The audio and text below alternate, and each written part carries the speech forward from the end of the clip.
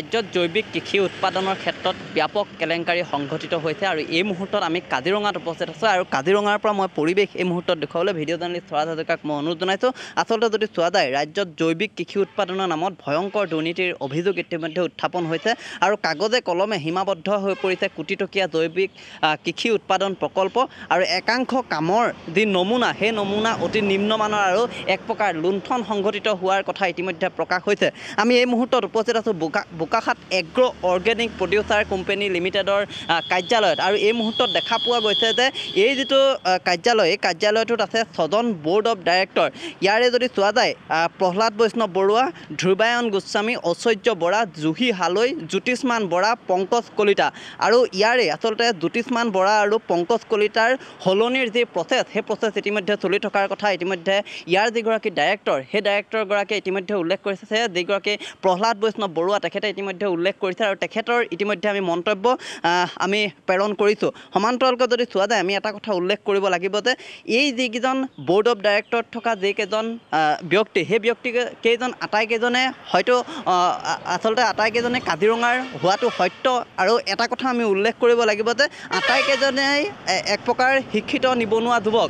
কিন্তু তাৰ পাছতো যদি চোৱা যায় 2016 চনত গঠন হোৱা এই যিটো কোম্পানী 2017 চনত যিহেতু পঞ্জীয়ন হৈছিল আৰু এই কোম্পানীটো আচলতে ভাৰত চৰকাৰৰ এখন আঁচনিৰ অধীনত আৰম্ভ হৈছিল। কোম্পানীটো সমান্তৰালকৈ যদি চোৱা যায় বিগত 9 বছৰে তেওঁলোকে কাম কৰি অহাৰ পাছত এতিয়া বৰ্তমান এই যিখন আচলতে ভাৰত চৰকাৰৰ আঁচনি সেই আঁচনিখনৰ পৰা তেওঁলোকে ওলাই আহিছে আৰু এতিয়া নিজা ব্যৱহাৰেৰে তেওঁলোকে কোম্পানীটো চলাই থকাৰ কথা ইতিমধ্যে ডাইৰেক্টৰগৰাকীয়ে মন্তব্য কৰিছে। সমান্তৰালকৈ যদি চোৱা যায় তেওঁলোকে যিহেতু প্ৰশিক্ষণ প্ৰদান কৰা হয় আৰু 2017 বৰ্ষত তেওঁলোকে প্ৰশিক্ষণ প্ৰদান কৰিছিলে আৰু সেই প্ৰশিক্ষণৰ সম্পূৰ্ণ খৰচ বহন কৰিছিল চৰকাৰে। সমান্তৰালকৈ 50 যিটো প্ৰথম বছৰ অৰ্থাৎ 2017 বৰ্ষত তেওঁলোকে বীজ ক্ৰয় কৰা হৈছিল বুলি ইতিমধ্যে উল্লেখ কৰিছে আৰু সেই বীজ আচলতে প্ৰায় 50% ৰাজসাহাৰ্য সেই বীজ ক্ৰয় কৰোঁতে লাভ কৰা হৈছিল আৰু বৰ্তমান এটা ৰাইচ মিল আৰম্ভ কৰা হৈছে। ইতিমধ্যে 50 লাখ টকাৰ খৰচ হৈছে আৰু ইয়াৰ ভিতৰত 50 লাখ টকাৰ ৰাজসাহাৰ্য লাভ কৰিছে কোম্পানীটোৱে আৰু বাকী যি 25 লাখ টকা সেই 25 লাখ টকা তেওঁলোকৰ যিহেতু ব্যৱসায় চলি আছে সেই ব্যৱসায়ৰ লাভাংশৰে দিয়া হৈছে বুলি ডাইৰেক্টৰ প্ৰহ্লাদ বৈষ্ণৱ বৰুৱাই ইতিমধ্যে জানিবলৈ দিছে। আৰু 18 লাখ টকীয়া এখন মিনি ট্ৰাক ক্ৰয় কৰা হৈছিল আৰু সেই মিনি ট্ৰাকখনত 6 লাখ টকাৰ ৰাজসাহাৰ্য লাভ কৰা হৈছিল। সমান্তৰালকৈ যদি চোৱা যায় এখন ৰেফ্ৰিজাৰেটৰ ভেন ক্ৰয় কৰা হৈছিল আৰু সেইখনৰ দাম আছিল 24 লাখ টকা আৰু ইয়াত 75% ৰাজসাহাৰ্য লাভ কৰা হৈছিল।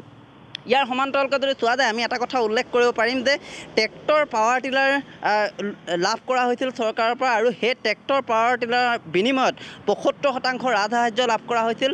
ধান ৰোৱা মেচিন, ধান কটা মেচিন, মৰণা মৰা মেচিন কৃষি বিভাগৰ তৰফৰ পৰা 90% ৰাজসাহাৰ্য লোৱাৰ কথা ইতিমধ্যে ইয়াৰ যিগৰাকী ডাইৰেক্টৰ তেখেতে উল্লেখ কৰিছে। সমান্তৰালকৈ যদি চোৱা যায় অৰ্গেনিক কৃষি পদ্ধতিৰ ওপৰত প্ৰশিক্ষণ প্ৰদান কৰা হৈছিল 2017 আৰু 18 চনত আৰু আৰম্ভণিতে প্ৰশিক্ষণ প্ৰদান কৰা হৈছিল। তাৰ পাছৰ পৰা মাজে সময়ে যদিও প্ৰশিক্ষণ প্ৰদান কৰা হয় আৰু সেই প্ৰশিক্ষক যিসকল সেইসকলক আচলতে বিভাগৰ তৰফৰ পৰা নিয়োগ কৰা হয় বুলি ইতিমধ্যে ডাইৰেক্টৰগৰাকীয়ে জানিবলৈ দিছে। আৰু এই মুহূৰ্তত যদি চোৱা যায় ইয়াত ধান উৎপাদন কৰা হয়, বিভিন্ন প্ৰজাতিৰ উন্নত মানদণ্ডৰ ধান উৎপাদন কৰাৰ কথা ইতিমধ্যে উল্লেখ কৰা হৈছে।